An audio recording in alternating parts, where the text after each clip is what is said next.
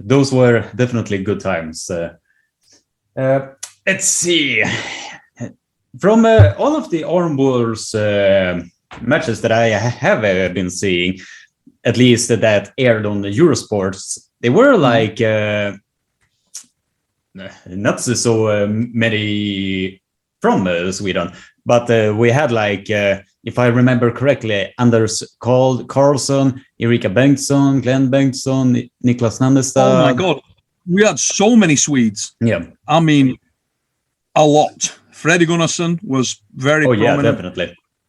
Patrick Berg, very prominent. So many of the girls. I mean, loads. You know, and even down to lesser known people. We had a lot of Swedish pullers. The ones that were the big sort of names.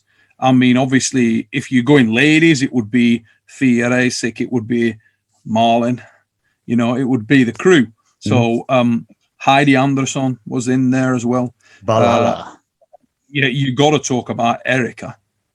Erika is the sapphire, my little gem. What a star. I mean, what is there not to like about Erika Bengtsson? I mean, come on. As a supermatch arm wrestler, as an entity, when she went over to WAL, just incredibly. Every frigging match she got it. She had. Talking about amazing matches, right? Again, not her favorite arm. Tamara Mitz and Erika on the left arm in Vegas. Holy shit! One of the best matches. Awesome! What a match! I mean, what a match that was. It was ace. Just an incredible match. And Erika was always that girl. Every time you put her in a match, screamer. They were just always. She wasn't the strongest of the Swedish girls by any, you know. If you're looking at Heidi, Malin, Fia, absolute world class in the tournaments, incredible. But super match format, Erika Bengtsson, lives and breathes it. Oh my God, she was amazing. My God, talk about everybody loved her. I mean, you've got a absolutely beautiful girl who's a friggin' beast, who throws herself into matches like an animal. I mean, doesn't give anywhere, you know. If it's going out, she'll go out. If you want to go deep in the hook, she'll go deep in the hook. If you want to, loses her wrist, no problem. You name it, she got in every position known to man in her matches and went to the bank. I mean, win, lose, or draw, she would always, you might beat her, but you bleed to do it. You know what I mean? She would go in. A bit like Froda. Just had that same, okay, I'm in, I'm committed. Other people that I love from Sweden that got into matches, and just some of the people didn't even have amazing battles, but they just had something about them. One of my favorites, Jonna. I friggin' love Jonna Blind. Tiny little thing. Doesn't look like an arm wrestler. People would see her and be like, no way, she arm wrestles? And be like, bet your ass she arm wrestles. Bet your ass. And hard, one of the strongest pound for pound wrists in Scandinavia. And what she weigh? Like 50 friggin' 45, 50 kilo? Tiny little thing. 52, 53 now. 52 kilo girl. You know, that opens so many people's eyes. They see Jonna Blind arm wrestling that hard, you know, like, rah, and they're like, oh my God. It's just open house, and it's nice to be able to show. I'd love to showcase Jonna Blind now because what a fascinating, she's a friggin' reindeer herder, for God's sake. I mean, that's amazing, isn't it? How many people do you know that are reindeer? What do you do for a living? Oh, I herd reindeer. No, that's what I do. I arm wrestle and I herd reindeer. Amazing. It's like Latin. What do you do? I'm a truck driver. Oh my God. Like over the top of the material. All about the characters, mate. All about the Fia Reisig making sci-fi masks. You know, incredible, definitely incredible. It's showing this character. It's showing the characters of the people behind the arm. that's where the win is, in my opinion. That's what we're trying to do now with the Arm Wars channel, where you'll see we're going much more into detail. And nobody's really seen yet because we haven't had a chance to do it with Reality Check. Well documented, a lot of trouble there, a lot of problems because of the commercial music playing. When you're trying to interview guys and Beyonce Knowles is playing in the background, you have to edit very heavily. Mm-hmm. Iron House, you'll see. Yeah. And what I wanted to ask that, I didn't know to get to ask the question, but here it is. There is some sweets that I think definitely would suit really, really well in our wars from Sweden. And I have a few guys in mind. For example, a guy that I promote heavily on my YouTube channel is Johannes. And who's a great arm wrestler. A great arm wrestler. And Johannes Andersson doesn't look like he looks nothing. He looks like a librarian. He doesn't look the part. Arm wrestle. Really can pull like a great arm wrestler. Really good. One of the strongest hands that I ever felt in my life. Dude, I mean, he literally can put his grip down here and he can still pronate the ass out of somebody. I have seen that with my own eyes. It is fucking out of control. He's a great puller. Really good, really clever, great table sharpness. Got so much going for him. Love him. I mean, as far as I'm concerned, that's a given. He's coming, No doubt. Because one the definitive match that always stands out in my mind personally is the match he had against two super matches, like him against Tom Holland in the WEL 2016 in the Super qualifiers, and Janne Samolins. And I really like to teach Coach Ray about this because I have not seen anyone from the Baltic region that has been having his hand that low on Janne Samolins and still taking the pronator, the wrist, everything. But at the end of the day, Janne was the smarter man to continuously burn out the pronator of Johannes that day. So it was very intelligent of Janne to do that. So he was the winner. Just to want to clarify that Coach Ray wants to use this against me. You know what? If I walked in there right now into the office and I picked up my sort of notes of matches that I want to make, one match that's on there is Johannes and Kaspers Gravis. Already got it written out because I love that match. I think Gravis and Johannes is ace. That will be really interesting. Because the interesting thing is also that Patrick Berg and Johannes Andersson are somewhat equal to each other.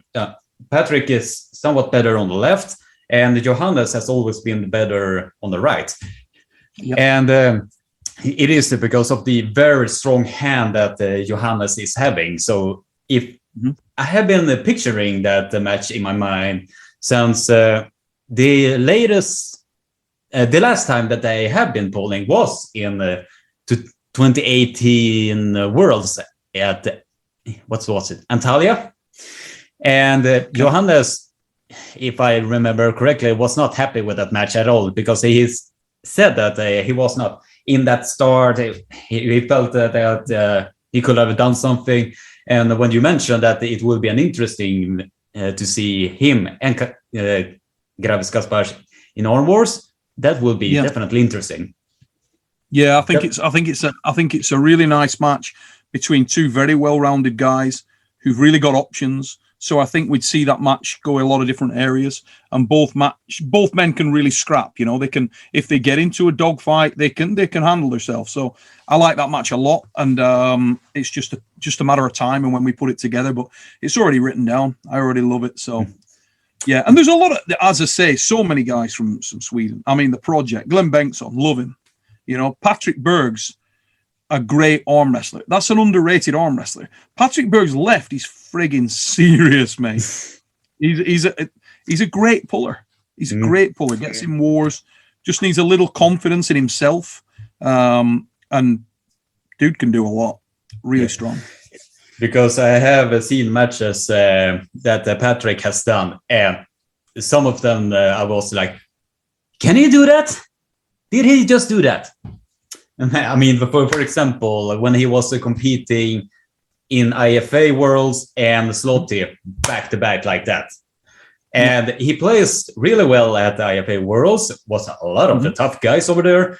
And then literally jumped into Slotty Tour and plays well over there as well, having grinding Death Wars with, I know Ryan Bowen is to promote this match a lot, especially that specific round. But when he had his match against Jordan Davis, that was a battle. And he was holding a tournament 2 days prior. 2 days prior! Yep. That is crazy. Yeah, lad can arm wrestle, mate. Really can. Very, very solid. Other people from Sweden. I mean, I think I'm praying that a new female superstar emerges from Sweden soon. It's a mill over there. You guys turn them out. There's such a strong culture for female pulling over there. So many great arm wrestlers over there that in the ladies that nobody's ever heard of. And then you'd go over to Sweden and I'd see them pull and I'd be like, oh my God, some great pullers. So I'm hoping that more come, and I'm hoping that the next female superstar will emerge soon, wherever she comes from. Maybe she's from the US, maybe she's from Canada, maybe she's from Sweden, Russia, who knows?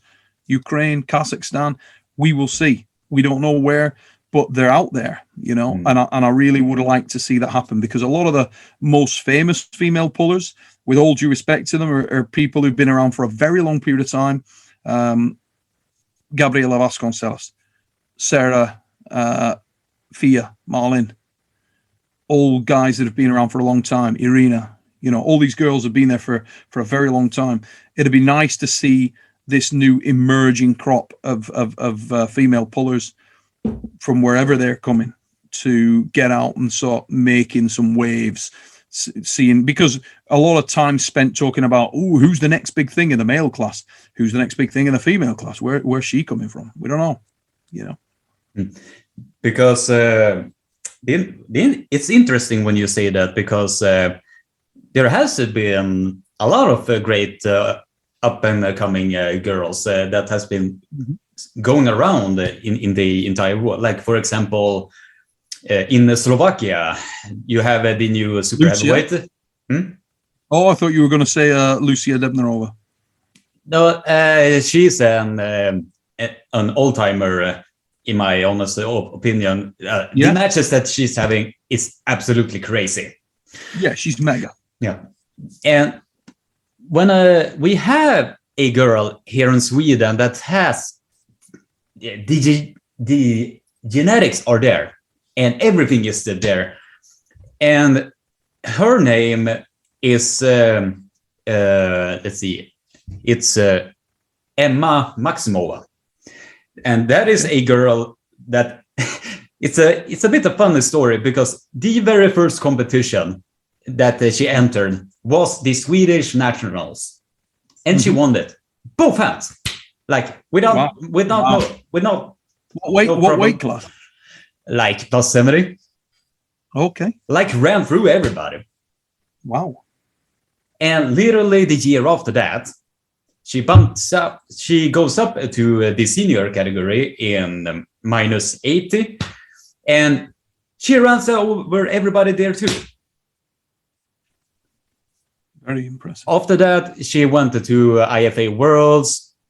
She won both arms in the juniors and almost won the seniors against a polar that placed like third place in Euro Arm 2019 in Greece. Okay. And it was, I was just looking at that match and I was just like,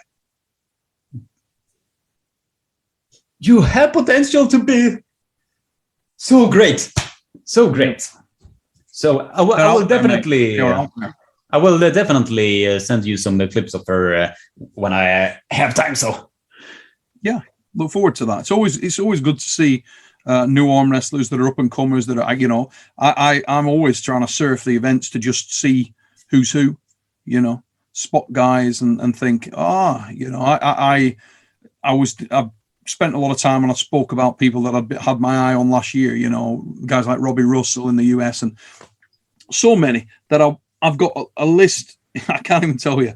I'm talking hundreds of names here of people that I've spotted, written down from all over the world, every country, that I'm then thinking, okay, and if the right match at the right time comes up, these are guys that I want to showcase, you know, to bring over to get them in matches. And there's loads. There's so many. It's ridiculous. So, yeah, picking my punches, mate. Picking my punches. I approach a lot of people about arm wrestling matches that you know, you may not know, but we've spoken to those guys. They've maybe been there. We spoke earlier on about Sperong. You know, people say, "Oh, you need to." I get so many messages. You need to get Tobias Sperong on Arm Wars. You need to get Tobias. I've spoken to Tobias about Arm Wars. He has been approached about Arm Wars. So, just so people know. That is interesting, but I think he has most of his focus on the top 8 nowadays.